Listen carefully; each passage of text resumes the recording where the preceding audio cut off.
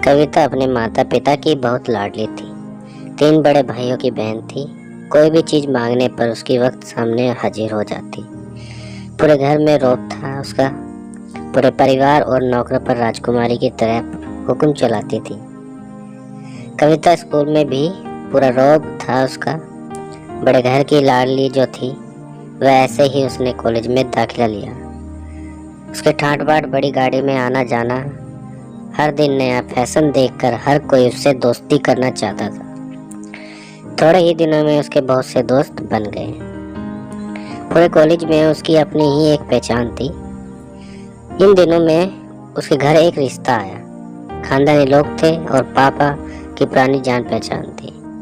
उनके साथ कविता के साथ कोई जबरदस्ती नहीं थी, पर कविता ने फिर भी हाँ कर दी, क्योंकि वह अपने परिवार से बहुत प्यार करती थी। वह जानती थी कि वह लोग उसका अच्छा ही सोचेंगे। लड़के का नाम राज था। राज काफी पढ़ा लिखा था और समझदार लड़का था। ससुराल वाले भी बहुत अच्छे थे। ससुराल में कविता की जगह वैसी ही थी जैसी कि मायके में। कविता की सलाह के बिना नहीं होता था। सबकी लाडली बहू बन गई थी वह। फिर उसके घर एक बेटे को जन्म हुआ। राहुल कविता को जान से प्यारा था।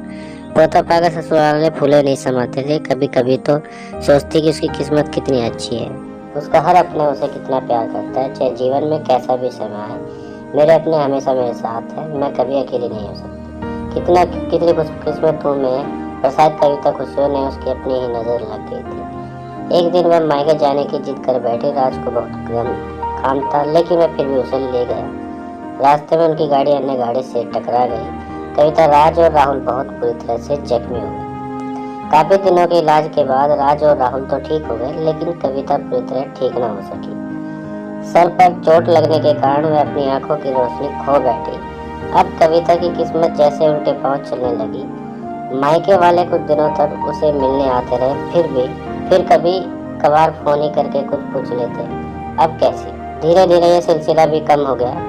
ससुराल वालों की सहानुभूति भी कम होने लगी।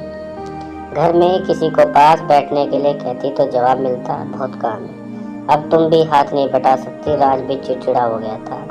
बस राहुल ही था जो जिसके साथ हंसते खेलते उसका वक्त गुजरता। एक दिन कविता के हाथ से कुछ सामान गिर गया, जिसकी वजह से राहुल को हल्की सी चोट लग गई। कविता के सास ससुर को राहुल को उससे अलग कर दिया गया कि कहीं उसे ना देखने की वजह से बच्चे को कोई नुकसान ना हो जाए। कविता अंदर से टूट चुकी थी। एक दिन उसने सबके सामने मायके जाने की इच्छा रखी तो राज उसे तुरंत मायके छोड़ आया, जैसे कि वह यह भी चाहता था, लेकिन राहुल उसके साथ नहीं भेजा गया। कविता कभी राहुल से दूर नहीं रही थी, पर अपनी कमी के कारण उसने ज्यादा बहस नहीं की। कविता ने लगा कि 3-4 दिन वहाँ रहेगी, थोड़ा हवा पानी बदल जाएगा, क्योंकि यह कितने दिनों से कई बार नहीं गई थी। घर वाले भी इतने दिनों बाद उसे देखकर कितने खुश होंगे। कविता के घर पहुंचने पर सब लोग बहुत खुश हुए। खाने में सब कुछ कविता की पसंद का ही बना था। उसने अपनी मम्मी पापा और भाई भाभी से दिल खोलकर बातें की। उनके छोटे बच्चे भी बुआ के साथ घुल मिल गए थे। रात को सोने के वक्त जब वह कपड़े बदलने लगी तो उसे पता चला कि उसका बैग तो बहुत भरा हुआ था। वह सब समझ गई कि वह बहुत उदास हो गई। कुछ दिनों तक तो सब ठीक रहा, फिर जैसे सब बदलने लगा, सबका व्यवहार बदल रहा था। वह लोग जैसे थक चुके थे, उससे सब लोग घुमा फिरा कर पूछने लगे कि राज कब आ रहा है। उसे ले जाने वह बहाना बना देती, जबकि वह जानती थी कि उस घर में अब उसके लिए कोई जगह नहीं। कविता से चलते वक्त कुछ ना कुछ नुकसान हो जाता। थोड़ी बहुत तो खटाकी उसे सुनाई देती, वह टाल देती। एक दिन उसके हाथ से लगकर एक कीमती फूलदान टूट गया। छोटी भाभी ने बहुत हंगामा मचाया। कविता के माता पिता रोज के झमेलों से तंग आ गए थे। उन्होंने राज को खुद से फोन कर दिया। राज कविता को अपने घर ले गया। कविता को अपने परिवार वालों से यह उम्मीद ना थी। जिस कविता के कहीं बिना घर में एक पत्ता भी नहीं हिलता था, उस घर के लिए वह अब बोझ बन चुकी थी। राज के साथ ससुराल आते वक्त वह बहुत खुश थी, क्योंकि वह अपने घर जा रही थी, अपने जिगर के टुकड़े राहुल के पास।